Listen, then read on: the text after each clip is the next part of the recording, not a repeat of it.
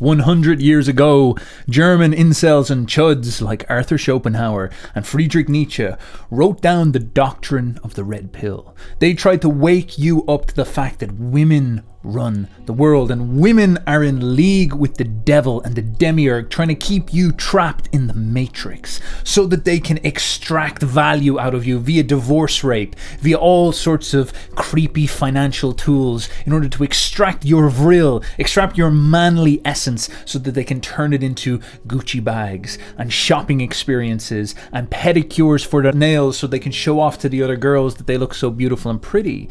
You have been born into bondage. The world itself is a scam designed to exploit you. You do not live in a human society in the way that you think, where you as a young man, you as a male, think you have freedom, think you have the possibilities and opportunities of a bright future of your own choices. No, you are a worker ant. You have no individuality, you have no purpose, nobody cares about you. You are nothing more than an expendable drone put on this earth to serve the queen. And it was these German incels who woke up to this reality. After thousands of years of cultivation of the European soul, finally these massive big-brained German philosophers saw what was happening. They understood the nature of the scam. They realized how the male race had been enslaved by the female race, and they began writing books to wake other people up.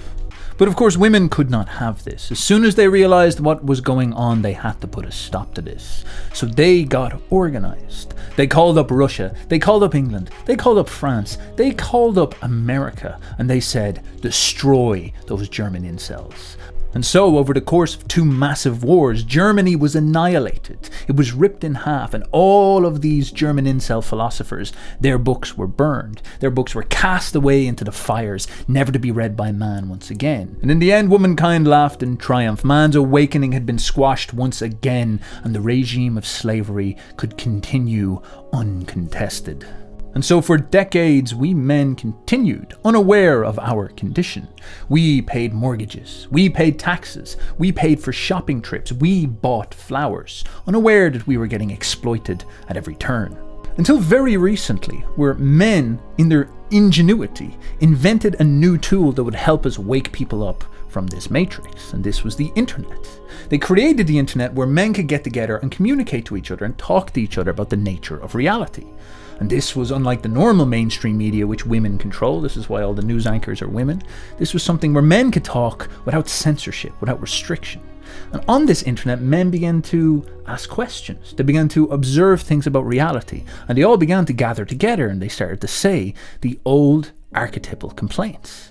This whole reality, this whole civilization feels like a scam. And so us men began to talk more. We began to form into a collective consciousness, a movement. The awareness began to rise because women cannot keep the truth suppressed for long. You see, the Buddha said that the truth is like the sun and lies are like the clouds. And you see, the clouds cannot keep the sun hidden forever. Eventually, the sun shines through. Oh yes, that means women are also to blame for bad weather. And so now that our generation has begun to cast off the clouds of ignorance, we have called ourselves the Red Pillars, the people who have woken up to the Matrix. But this movement is young, it is naive, it is childish and impulsive. Women have had thousands of years to prepare their regime of slavery, but we modern men, we've barely been awake for a decade. And so my great task is to resurrect the German knowledge that was destroyed all those years ago so we can add depth to our perspective, so we're standing on firm ground, so we understand clearly what is happening and we don't get squashed in the cradle like what women are planning to do. Now, I've already spoken about one of the main pillars required to fight back against the Matrix, and this is Arthur Schopenhauer's perspective in the essay on women, where he reveals to us the true nature of reality and how women are intimately involved with our slavery in this realm, in this three-dimensional fallen world of suffering and pain. But another famous German incel, Friedrich Nietzsche, heavily disagreed with Schopenhauer. Now this might seem strange, surely all of us men quite clearly see what is going on and we're all in agreement about what to do, but this is not true at all. It is like we're in a bunker trying to fight a war, and we're shouting at each other because we all have our different opinions about how we should go about things and how we should understand what is happening around us. The fog of war is heavy and we cannot see clearly the situation. And you see, Schopenhauer is like the head general. He comes in with the brutal, pessimistic reality, and tells us that in order for us to deal with women, we have to just get rid of them. We just have to step away from them and all go live in a monastery and give up on them altogether, because the whole project of life is twisted and full of malice at its core. And Nietzsche was like a junior general. He was standing in the corner of the room, a very loyal soldier to Arthur Schopenhauer. He would read all his books, he would understand all his perspectives. But Nietzsche disagreed. Nietzsche felt that Schopenhauer was too black-pilled, too pessimistic, too bleak, and he had an inaccurate understanding of the situation as a consequence. And he spent his time formulating a comprehensive counter-argument to Schopenhauer that would allow us to actually achieve a true path forward and lead us towards a great future, instead of following Schopenhauer into a pessimistic, bleak and depressing mistake. Now, to start, let us talk about Schopenhauer's perspective. Now, I know I've already spoken about this on a previous video. I've already red-pilled the masses.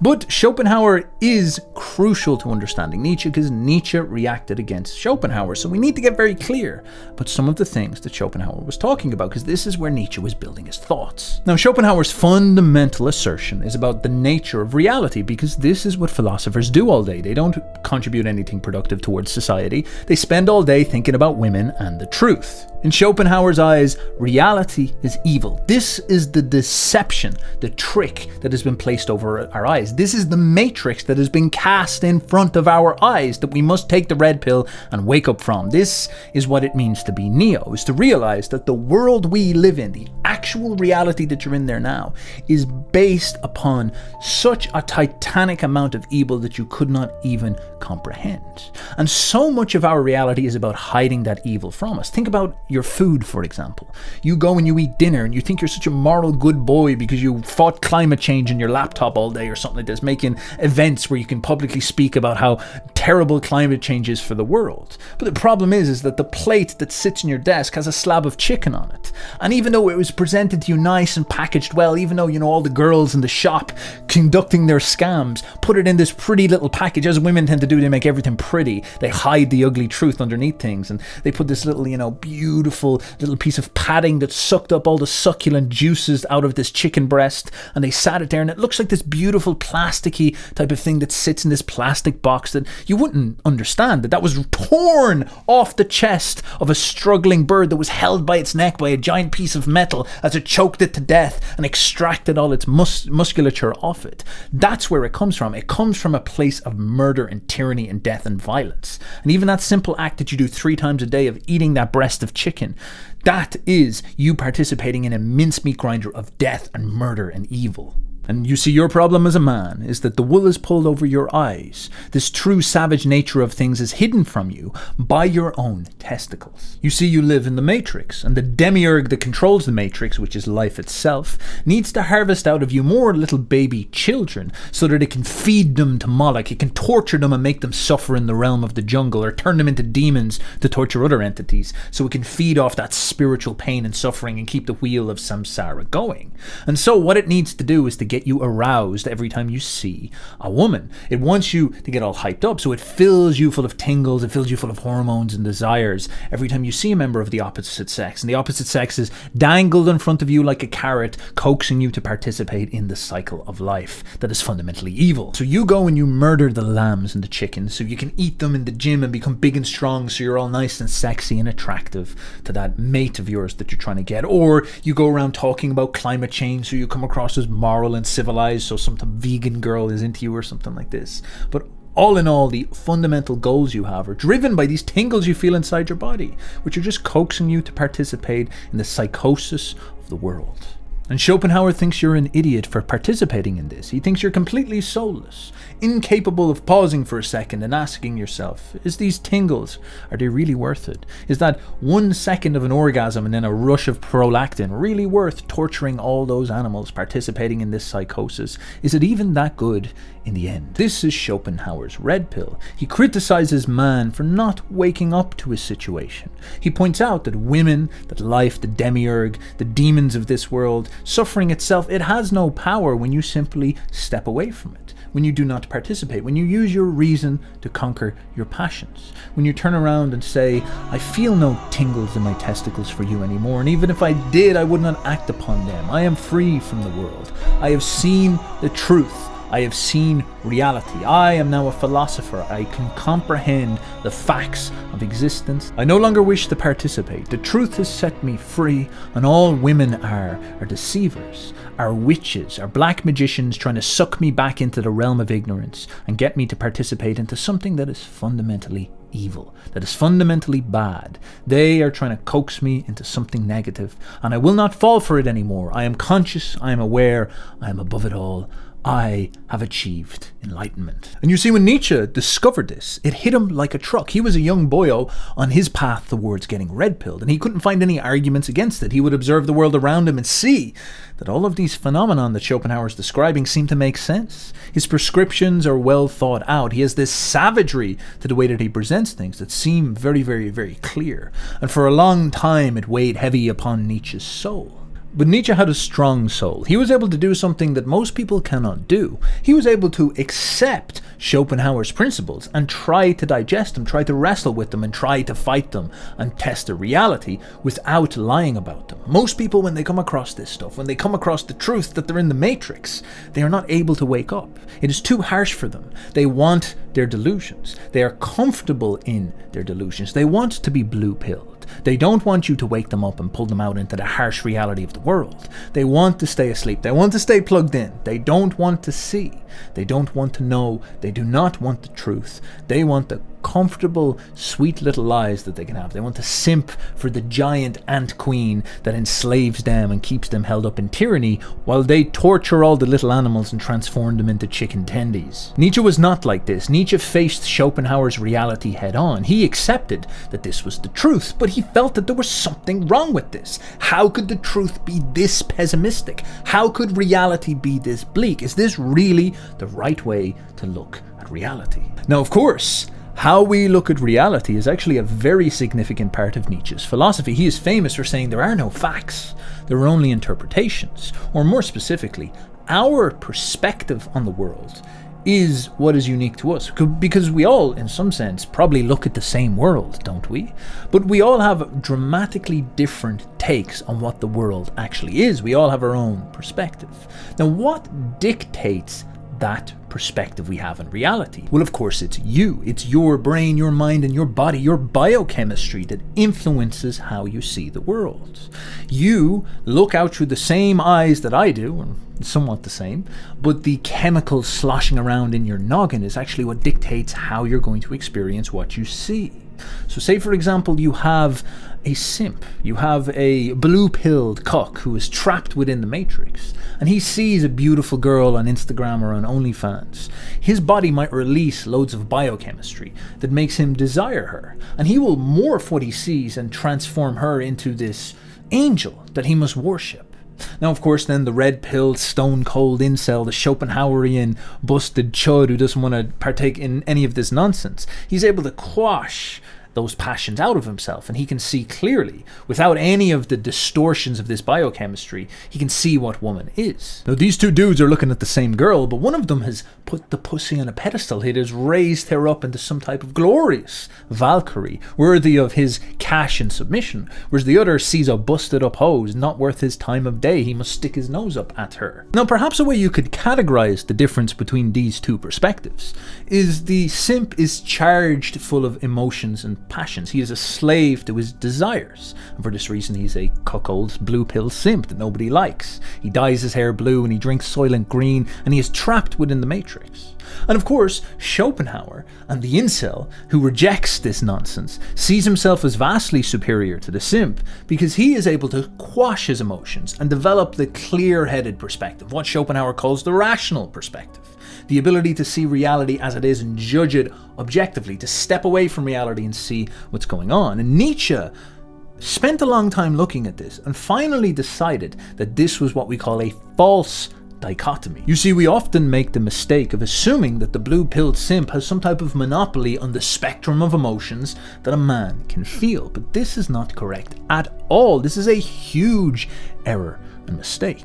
You see, when the blue pill simp, when the loser, he looks at reality and he comes across its suffering and its pain. He leaves his video game life and he goes out and he realizes that he has no money, or he has a crappy job, or he doesn't like himself, or he gets sick, or he's not attractive and girls don't treat him well. He goes out and he experiences women in the real world, you know, the Stacys in his school or the people around him, and the women give him the creepy look and they reject him and he gets pushed away from them. When he experiences these things, he feels suffering, and for that reason he feels depressed and he feels bad, and he develops inside of his mind this fantasy. This is the blue-pilled fantasy that Schopenhauer hated so much, where he pedestalizes this idea of just finding a girl, finding a wife, finding something, which he believes is going to make him complete, is going to make him feel better, is going to fill the hole inside of his soul. He's lonely. There's all these problems, and he's having this spectrum of really depressing negative emotions. He feels lonely, he feels empty, he feels like he has nothing going for himself, he feels pathetic, and then he wraps up all these extremely positive emotions about the girl, because this is what life does. Life beats you down, and she suggests to you that the answer to your pain is to go and procreate for her and create more children from Moloch. Of course, this is what's going on. So he feels this huge desire to fantasize about the Instagram model or the OnlyFans girl, and he can project onto this OnlyFans girl these very delusional emotions. And you've heard people like Tristan Tate talk about this, where it's not the super hot, badass, huge boobs girl that tends to do as well on OnlyFans. You'd expect maybe it's like that type of girl with all like a really savage figure and great body and all this. But actually the type of girl that he'd often noticed when he was running his webcam studio that was doing the best for him was the girl who was like the cute girl next door, the girl that men could project the fantasy of having a girlfriend, having a wife upon, having some type of, you know, timidness to her. Actually, she's relatable, she's not super beautiful, she's an attractive mid type thing. That was the girl that did well, the cute mid girlfriend next door, feminine energy, these type of things. Because what these guys are looking for is a softer expression of life. What is woman? Woman is life. And when they go out into the world, all the good looking, beautiful Stacys treat them as creeps. They're negative towards him. Life is signaling towards him, you're a lower male, you're weak, you're pathetic, you're disgusting. And they just want to experience that beautiful femininity, which is looking at them and smiling and cute and appreciating and loving being around them. So they go to these OnlyFans girls who know how to be cute and act like an anime girl and act soft and act gentle. And they develop all these, they feel a fulfillment for all these emotions. And so you see the whole spectrum. This guy's trapped in depression. He's experiencing an awful lot of suffering in his life. He has an existential crisis where he feels like he can't overcome this. And so he goes and he pedestalizes this girl. And then he feels these huge rushes of oxytocin and all these simp feelings that make him engage in this. And of course, Schopenhauer and the incels, the chuds, would see this and they'd be like, that's disgusting, that's pathetic, that dude is trapped within the matrix. What he needs to do is crush his feelings. He needs to squash all feelings inside of him, because look at the way they're deceiving him. He needs to crush his feelings, and that's right in a way, but it doesn't go far enough. You see, there are emotions, there are feelings, there are chemistry missing from the simp's life that dramatically change his perception of his reality. For example, testosterone. If you have very high testosterone, effort and suffering feels good. Now, this is a big deal, because Schopenhauer is asserting that life, when you look at it, is suffering. It is full of pain, it is full of struggle, it is not something good. In the end, if you think about life, think about all your struggles and your pain, it's not nice, it feels bad. But here we have a chemical organization that can be installed inside your body that actually stops pain from feeling like pain, and instead it turns into satisfaction. It turns into something that gives you the will to participate in this. Now, this is a very interesting emotional spectrum, because it changes an awful lot about our situation. If you are full of will, if you are full of life, if you are full of a certain energetic state, you do not suffer as much as the simp. And therefore your approach and your experience of reality is dramatically different. Schopenhauer's criticism of reality is that it is full of too much suffering. This is why it is evil. But if you are pumped full of test, if you're juiced out of your gills on testosterone, you don't feel that suffering just the same. Now, that changes an awful lot about this accusation we place towards reality. Now, this turns into a big clash of the titans between Schopenhauer and Nietzsche, and in order to explain why, I'm going to have to get into some very advanced philosophy. Please pull up your pants, whip up your bootstraps, take off your belt and spank yourself with it, because we're going to have to dive into this now.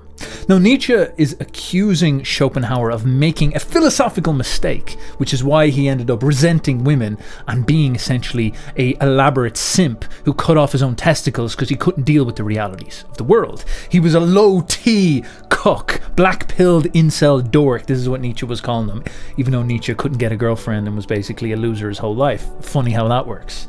Now, Schopenhauer presented this idea where he talks about the world as will and representation. All right, let's get ready for this now. Now, he was pointing out something quite fascinating about our problem of perception, our problem of understanding the truth, because isn't this what philosophers spend all their time talking about instead of contributing to society, talking about reality and the truth?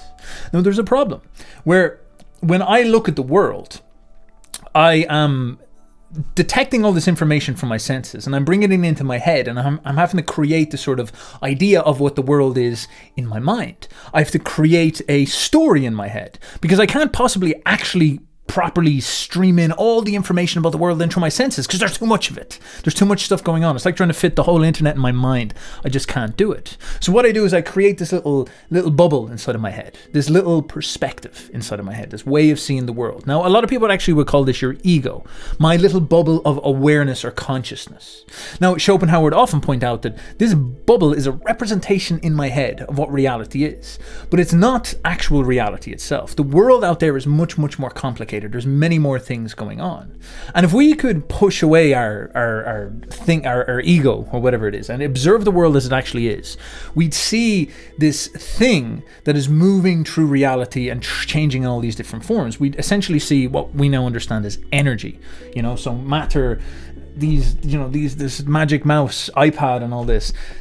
This block is not a thing. This block is actually a big lump of energy that is moving so slow that I perceive it as a solid object when in fact it's energy. And this light that is shining on me is energy. And this, what I'm doing is I'm making noises that are spreading energy out towards you. Reality itself is energy in its entirety. And Schopenhauer called this the will.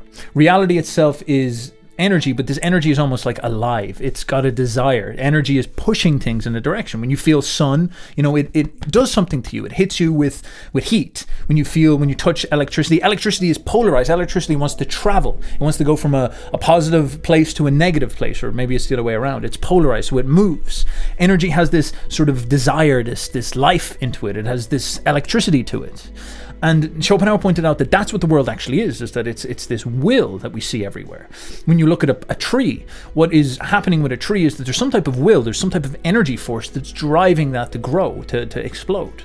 There's some type of there's a will inside of you that's just the same. There's a will in the world itself. Everything is, what the world is a will, and we represent the world to ourselves because we cannot possibly comprehend the entirety of the world. And so we have this problem with truth, with reality, where when we look at the world, we have to, in some sense, make a smaller representation inside of our heads.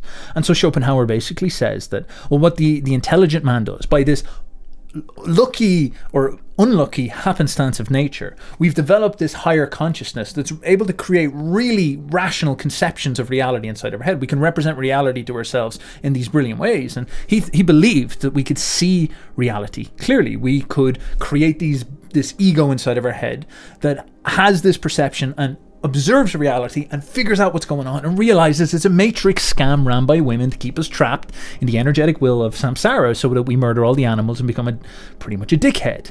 And Schopenhauer celebrated this. He basically turns around and said, that rational capacity for us to observe what the world actually is, this is brilliant.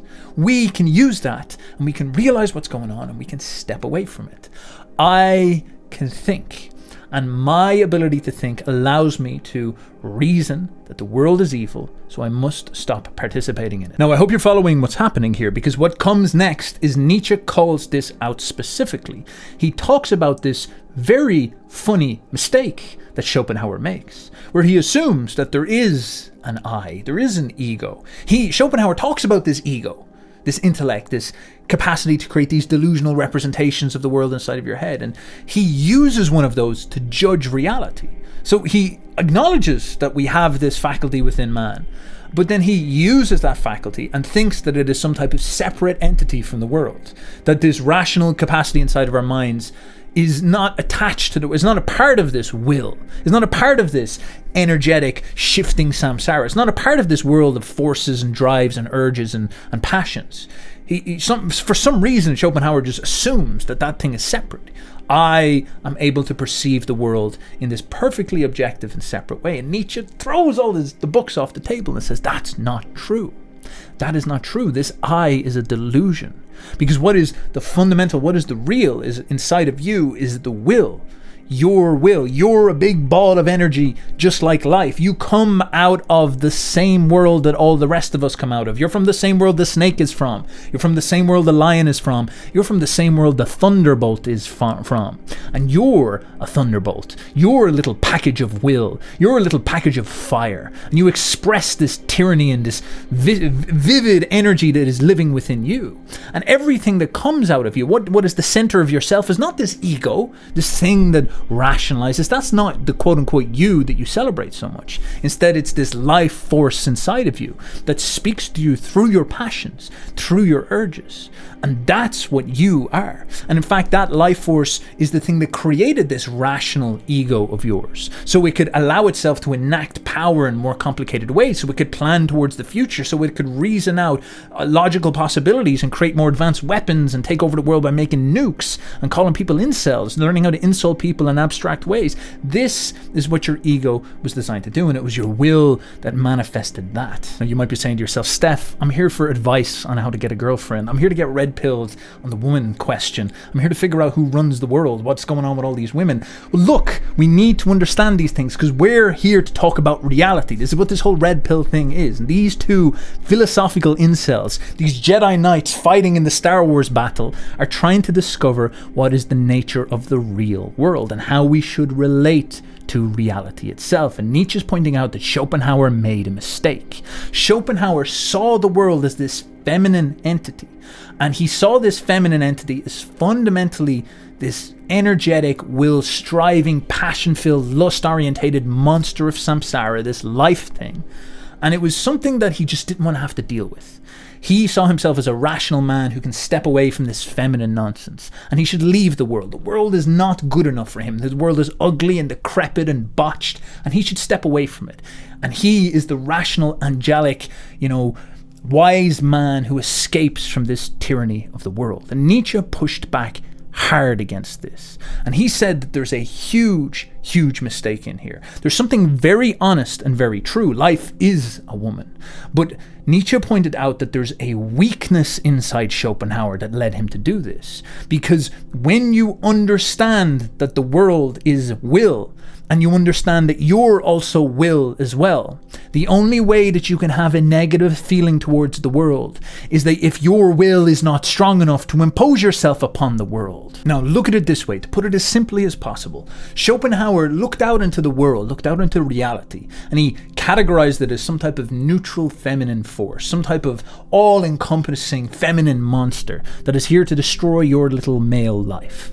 And you're too feeble and weak in the face of her, and all you can really do is walk away. You can't control her, you can't tame her, you can't do anything like this. She has some insatiable, irrational urge and will inside of her, and she wants to eat you and destroy you, and all you can do is to try to separate yourself from this, to try to walk away. It's like he's got a crazy wife and he doesn't know how to deal with her, so he just, hides out in his study, in his library or something like that, and pretends she doesn't exist. That's his best way of dealing with this. And Nietzsche looks at this and he's like, Schopenhauer, you're a fucking bitch, man. You can't cope. That's your problem here. You're trying to escape the challenge of life, and you're coming up with this truth-telling, truth-sell perspective here by saying that, you figured out what reality is, you figured out the truth, you figured out women are the truth, women are reality, and they're fucking crazy. I don't want to participate in this at all. And Nietzsche turns around. Nietzsche, who never had a girlfriend in his life, it's amazing he can see the world this way. Nietzsche turns around and he says, men create reality. The masculine will, this centrifuge of energy that lives inside of you, you seize reality. You project your will upon reality and give reality a destiny. Yes, the world out there is crazy. Yes, women are all batshit insane, running around in circles like Dionysian monsters. That is true. They are actually like that. They're impassioned. They're irrational. The world itself, samsara, is like that as well. It's full of pain. It's full of suffering. It's full of all this crazy stuff. It does not have a purpose. But you are the active force. You are this conglomerate of will, this buildup of energy inside yourself. You are that. And you can give it a purpose. You can lead it instead of trying to run away from it because you're too weak to engage with the fight that is necessary. You're too weak to launch yourself upon reality, upon woman, upon life, and actually give it a destiny, tame it, lead it. You don't have the testosterone, the power, the will to power inside yourself to do that.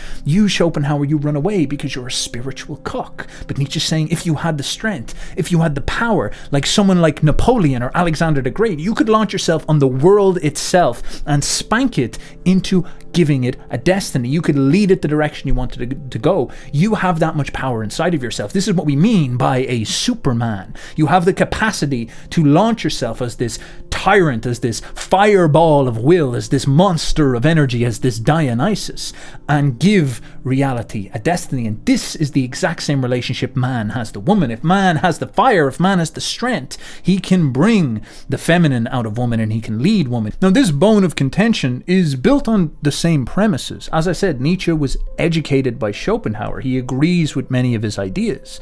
Nietzsche and Schopenhauer would both look out at the world and see this shifting, nihilistic, pointless samsara that is just designed as a murder factory to kill innocent gazelles and turn everybody into a monster.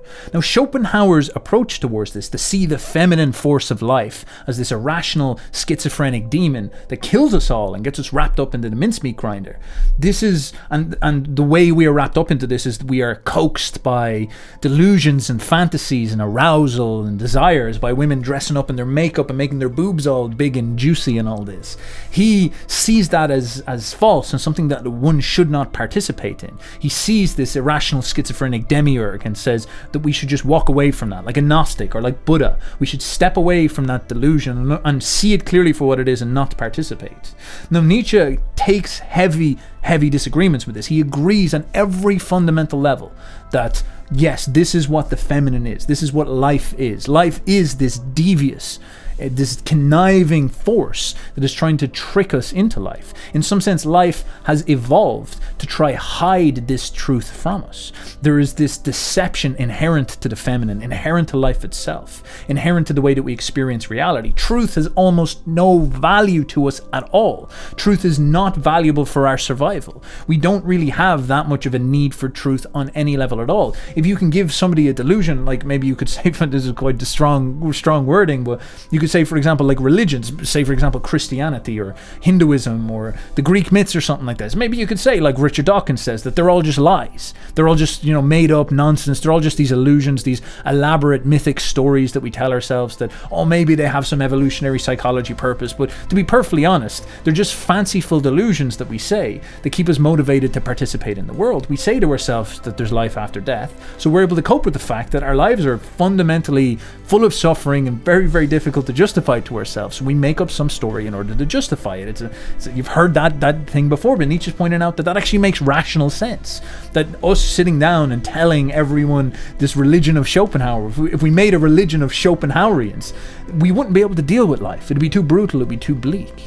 Now, Nietzsche accepts that if we're going to be honest philosophers and engage with the truth and push away all their delusions, we're going to discover this reality, this samsara that they all talk about. And we have a very difficult problem as a consequence, because Schopenhauer's response is quite a logical response, or a response that we're at least going to have to expect from a lot of people.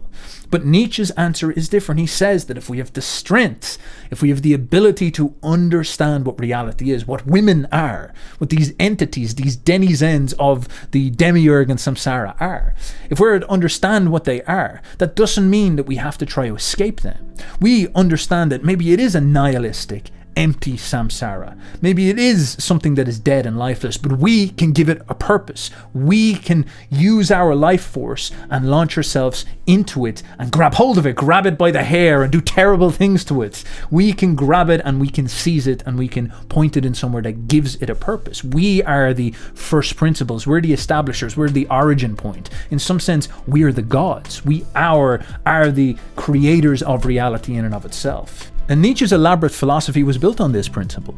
He was actually trying to call out the incels, all the philosophers were incels. Somehow he ended up an incel himself. You fucking dummy, Nietzsche. Maybe you should have solved that problem first instead of telling us all how to think about things. Maybe you should have tried to got a girlfriend, Nietzsche. You wouldn't have been such a goddamn weird mustache dude running around the mountains. Who the hell do you think you are? But he was trying to call out people like Schopenhauer and say that this whole incel, black-pilled, badass, edgelord, truth teller, you know, it's like Schopenhauer. I know how fucked up women are. I'm gonna go and hide in my room and write books about how they're all crazy and all this. Nietzsche was pointing at this and saying, you know, there's no nobility in this. There's no truth in this. There's no honor. There's no strength. There's no nothing in here. Thinking that you're some badass truth teller, Nietzsche's turning around and saying this is all just cope. You are not a wise man because you reject the game. You don't learn about the game by running away from it. You don't understand the game by judging it from a distance. Instead, the only way that you can truly understand the reality, and more importantly, because the thing is not knowing the truth or reality. This is where the word wisdom comes in. It's about understanding reality and also understanding how you should relate to it. Your perspective to reality should be, that's wisdom. That's a combination of knowing the truth and also being wise enough to interpret it, being able to perceive it properly. That's a different thing. And this was the old ancient Greek idea of Sophia, of wisdom. And one of Nietzsche's most zinger, best quotes comes from this exact idea. How the priest, how the wise man, how the intellectual should be cast out. These people who preach that they know the truth. They sell us some black-pilled, depressing stories about the world. Instead, we need Zarathustra, the true wise man, who is careless, mocking, forceful. That's how wisdom wants us, because she is a woman and saves her love only for the warrior. Think about the majesty of that quote. What type of character do you have to be in order to extract the truth out of reality, extract the wise perspective on reality?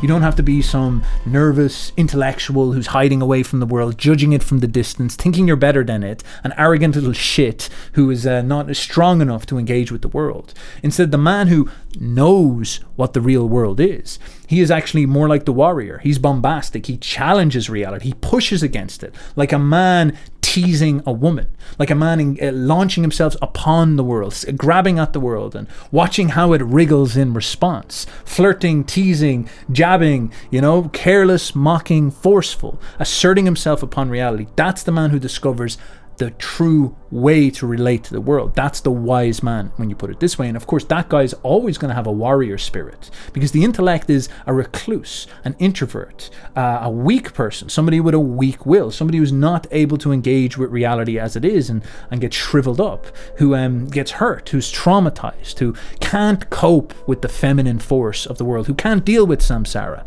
who's sensitive and a little bit pathetic and has to retreat into his safe space, if you want to put it this way. And Nietzsche was really worried about Schopenhauer and what he called the European Buddhism that was coming out of this, because this is ultimately what he sees happening, is this sort of spiritual patheticness, this weak will that was seeping into the European mind as Christianity was falling and fading.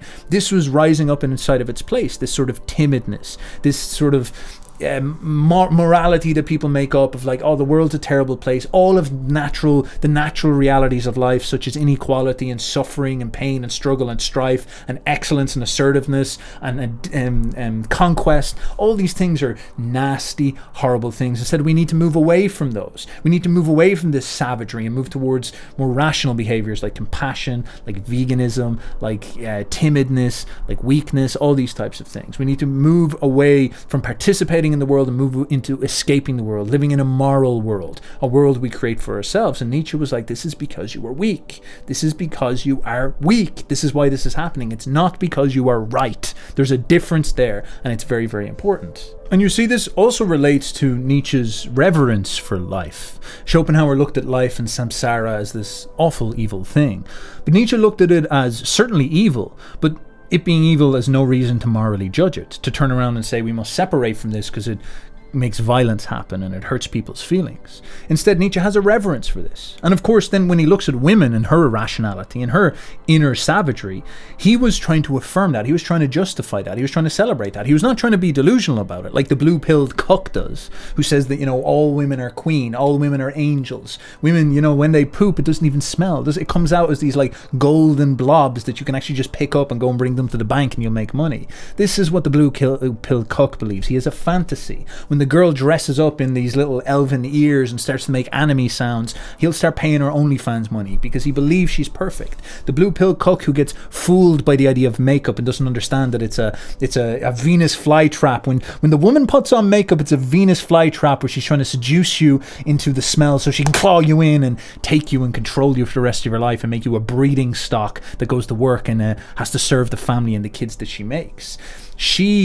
Women are life, and life is not necessarily nice. That's important to understand. Nietzsche understands the virtues of life are damaging and dangerous, but he doesn't see them as bad. He sees actually great strength in them. He sees great devious reverence in them. In some sense, he sees it as divine in its own very special way. Life is, in many ways, above us, or at the very least, elevating. It's powerful. It's ascendant, even though it is harsh.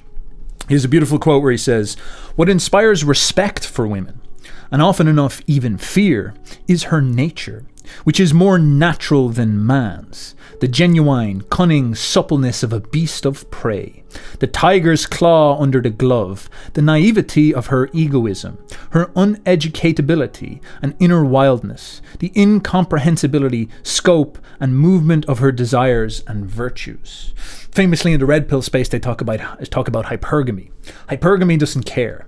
And I think there's something incredibly noble and powerful about this. Of course, it's a very dangerous instinct within women where they always want to marry the best man, or they want to breed with the best man. They don't care if they get some type of blue pill cuck to be their wage slave husband that they give maybe one kid to, and then they go and cheat on this guy with like the guy in the football team or something like this, and have him fill her womb with several babies, so the family of 5 is like one beta kid and then 4 alpha kids of another father or something else. Women have this instinct inside of them to seek the powerful.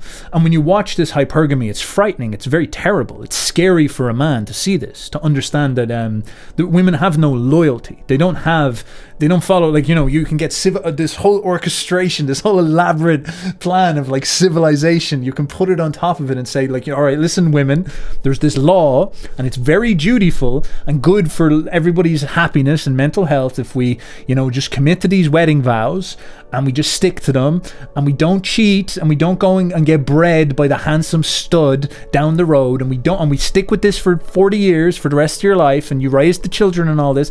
This is what we should do for the betterment of society. And she'll sit there and she'll nod, but her instincts, her emotions, her passions don't give a fuck. They don't care about any of this talk, any of this rationale, any of this blather, any of these shackles that men and civilization tries to create. She's above all that. She is a divine sanction from nature herself to not pay attention to that stuff, because it is more important for women to create strong kids. In fact, this sanction by nature is wiser than any orchestration of mankind, any civilized structure of mankind. Women's hypergamy is the highest good in the eyes of nature, because all that nature cares about is strength, is power, and sexual attraction is built on strength and power. It's fundamentally designed this way.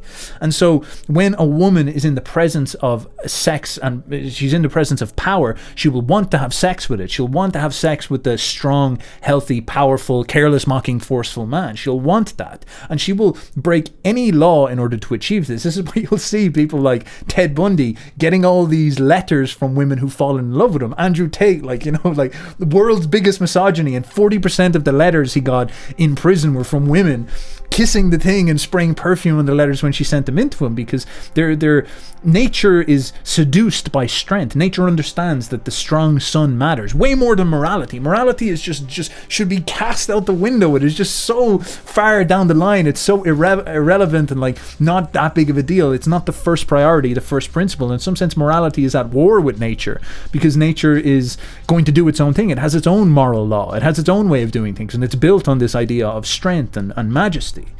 And so women are little beasts, and they are loyal to these instincts inside of themselves. And Nietzsche talks about this. He has so many brilliant quotes about this. There's another one where he talks about women's nature. In revenge and love, women are more barbaric than man. And Nietzsche constantly drills at this angle as the great mistake that Western man has made. This cuckolded Western morality that we project upon women.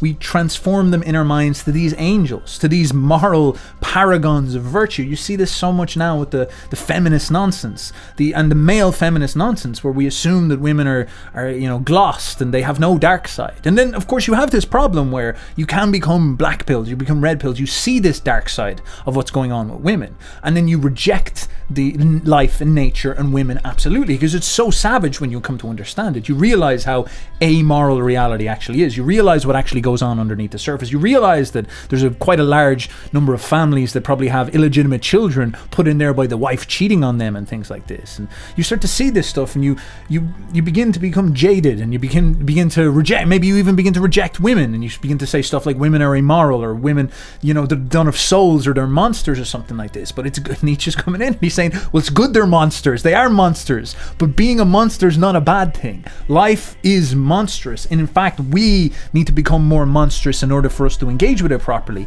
There's no reason to say that it's savageness, it's primacy, it's vitalism, her desire for strength. Why is that bad? A woman's urge for strength is only bad for you if you're weak. And it's not her fault. It's not her fault that you've spent 300 years creating a culture of moral fagging, pretentious dorks who are weak and pathetic and have no force inside of themselves. Like what you see with Western man right now. Western man cannot assert himself upon reality because he's allowed himself to become continuously cuckolded by these constant stupid ideas that he's lifted up into the sort of celebration inside of his mind. People like Schopenhauer installing this type of moral worldview of escaping from reality has actually made us weak in the long run. And now we look at woman's nature, we wake up to the reality of woman's nature, and we're intimidated by it because we don't have the force in order to launch ourselves upon reality and turn it into something. And Nietzsche's constantly talking about this. Yes, women put on that beautiful surface. They deceive us. They deceive us with the makeup. They deceive us with the fancy clothes. But when you see the ugly nature underneath it, that doesn't mean that nature is necessarily bad. Schopenhauer saw that and said, oh, it's so terrible that these women are savages in their nature. But Nietzsche's saying, I'm not against savages. I'm not against a little bit of barbarism. And in fact, women have it in spades, and fair play to them. Maybe we need a little bit more of this. Maybe we need to understand this force as something that is justified. This is actually where our strength will come from. Our ability to get in contact with those primal forces inside of ourselves. That's not a bad thing. And so he's very aware of what woman is. He sees past this pedestal. He sees past the blue-pilled delusion, but he also sees past the black-pilled cope. And he sees woman for what she is, a demon. But he likes demons. Yet despite all this, he ended up simping for Lou Simone, so maybe take it all with a grain of salt. And so this acknowledgement of woman's savage nature, but also affirmation of her savage nature, is Nietzsche's fundamental perspective. The step that he takes beyond people like Schopenhauer, who deny it, who say women are a representation of the irrational, immoral reality, and we should escape from that. And he's like, no. This is the vital force that we need to redeem. Yes, they're irrational. Yes, they're schizophrenic. Yes, they're all trying to deceive us by covering themselves in powders and makeup. But nonetheless, their will, their force, they are life. And they are trying to lead us towards something. And there's a divine justice in their judgment. In Zarathustra, he famously says, everything in woman is a riddle. And everything in woman has one solution. And it is called pregnancy. Because man is for woman only a means. The end is always the child. But what is woman for man? The real man wants two things, danger and play. That's why he wants woman, the most dangerous plaything. Man shall be trained for war, and woman for the recreation of the warrior. All else is foolishness. Better than man does woman understand children, but man is more childish than woman. In the real man there is a child hidden, and it wants to play. Get up then, you woman, and discover the child within man. A plaything, let woman be this, pure and fine like the precious stone, illuminated with the virtues of a world not yet come. Let the beam of a star shine in your love. Let your hope say, may I bear the Superman.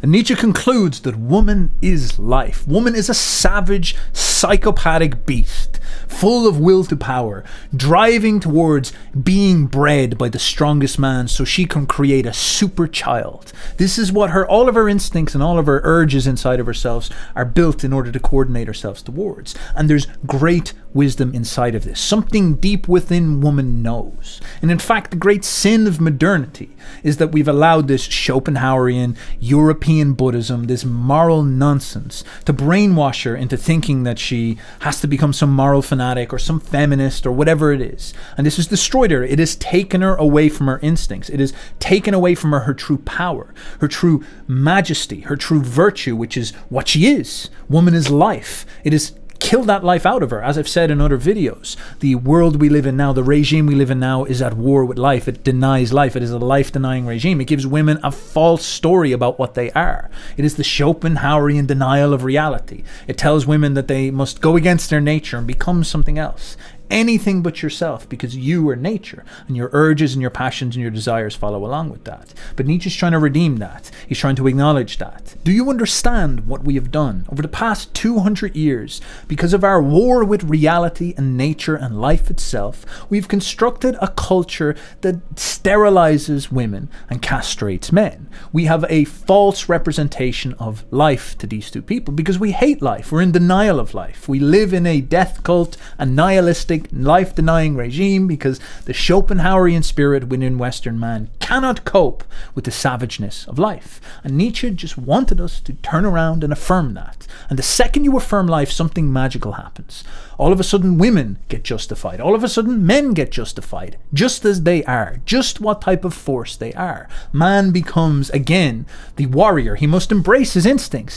He's wired via his endocrine system to be full of testosterone, to compete and become powerful, to become a warrior. And all of a sudden, all of that just clicks into gear. Like someone like Andrew Tate is promoting all the time, saying, men should be strong, do your push-ups.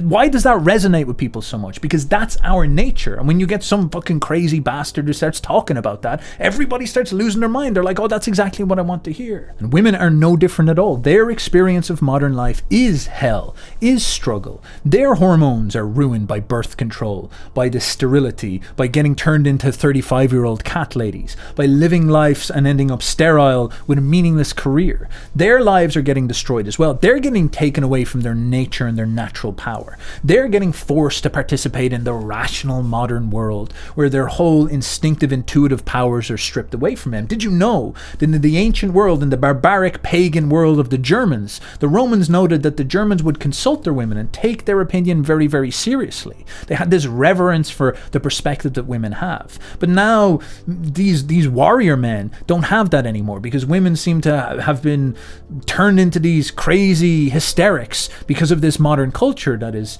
teaching them the wrong value system, teaching them how to misunderstand themselves. Both sexes are going downwards, not because they're at war with each other. This is the false mistake that everybody makes. It's man versus woman or something like this. It's that we're all suffering from the death cult. The death cult is weighing heavy on us all, and what redeems us is our ability to lift ourselves, to have a re-evaluation of our value system. Understand that Schopenhauer's perspective ran deep in an awful lot of us, and we must lift ourselves out of this. We can't be anti-children, anti-natalists. We can't hate our identity and who we are. We can't hate our gender and our nature. We can't go to war with biology for very long without suffering serious consequences. Instead, we want to lift ourselves out of that and ascend and redeem life, become a life cult, seek and reach towards life. That's the thing that saves us. And of course, when you start to do that, you must engage and acknowledge life. And life is amoral. Life is a monster. Life is a demon. Just like woman, just like man, just like all the bad parts inside of herself must be affirm, the parts that cause suffering,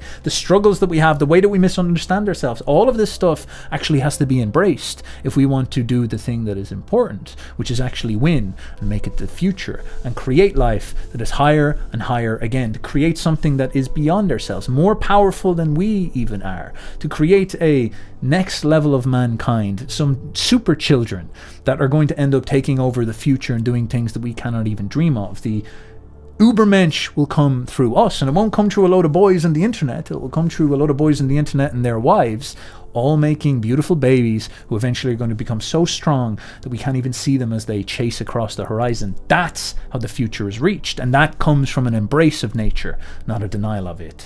So I will leave it there, my friends. Thank you very much for your time. Unfortunately, despite Nietzsche's affirmative, positive, optimistic perspective on the world, his embrace of life, he was a simp. He was an incel. He did die of syphilis. Schopenhauer's right. It's all over. Women are demons. We're all screwed. It's the end. Give up. Take the black pill. Leave life. I don't know. Go find your local Buddhist center. Try to escape samsara. We're not getting out of this. We're in a bad spot, guys. I think the demiurge is mining us in the matrix for our spiritual suffering tokens, whatever's going on there. I hate to break it to you, but there's no escaping. You're in this forever. You'll be reborn till the end of time to be tortured again and again and again, and there's no way to escape. Nietzsche tried, and the demiurge punished him by making him go crazy hugging a horse. How ironic is that? I'll see you later, people. Have a good one. Bye-bye.